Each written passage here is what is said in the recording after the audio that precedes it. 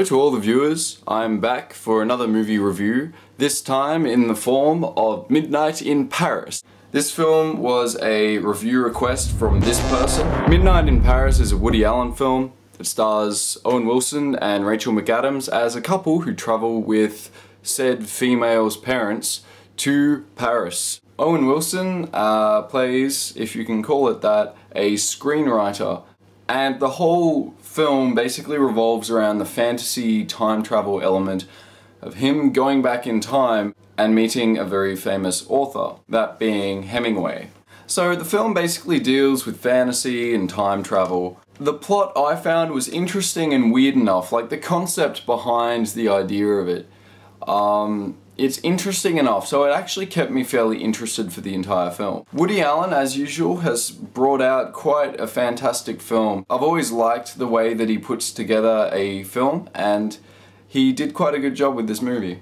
This film uses a really beautiful wide lens camera, and for the opening sequences that was crucial because it really captures these beautiful, huge, panoramic landscapes of Paris, and you know, all these like cafes and sprawling little courtyards and people walking around with umbrellas. The acting in this film was good in almost every regard except for Owen Wilson, who just spoiled it.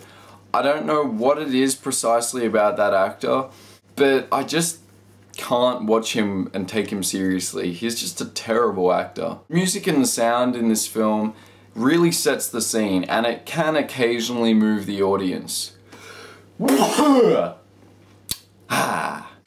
it kind of does little else. It doesn't express anything very subtle. It's kind of very obvious that it's there just to kind of make you laugh and cry. Personally, I felt that the opening sequences kind of dragged, and overall the film was a little long. But overall, it's a very romantic film, and I think anyone who's into drama or fantasy, because of the whole time travel thing, will really like it. All up, this film gets a 7 out of 10 from me, and I would recommend that you go see it, especially if you're a drama buff.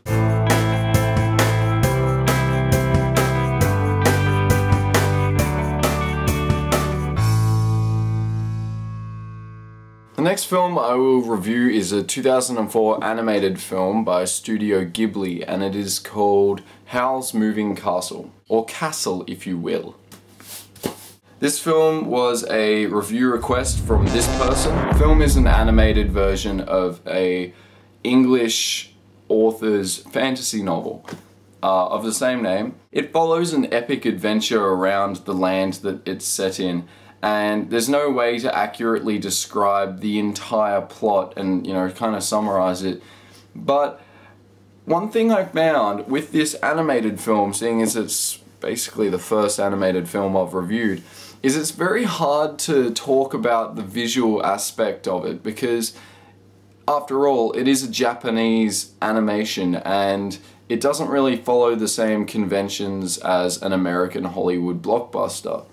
So one thing that I did find is that it's done very creatively. There's a lot of symbolism, such as the portrayal of the war. You can really see the artist's view on war as you see these huge, disgusting, smoky death machines kind of bombing all the towns and stuff like that. The story is interesting.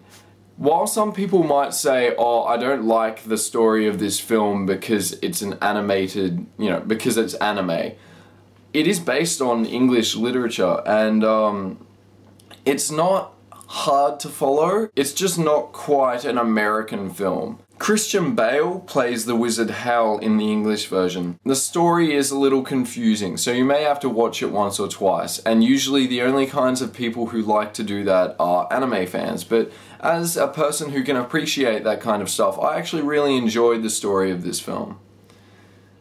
This film actually really inspired me, and I'm not sure why. It really made me just want to go out and fix everything that was wrong with what I was doing at the moment.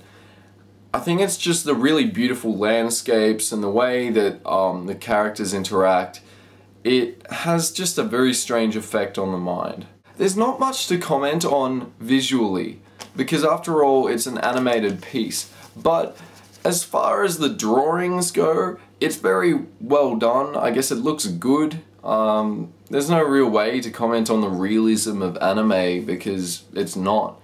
But I did really like the way that the overall visual design had turned out. I think the film did a very good job of that. All up, this film gets an 8 out of 10 from me. I'm quite happy to say that it's not my style of film to watch usually, but I really enjoyed this film. So guys, that's the end of my 12th episode.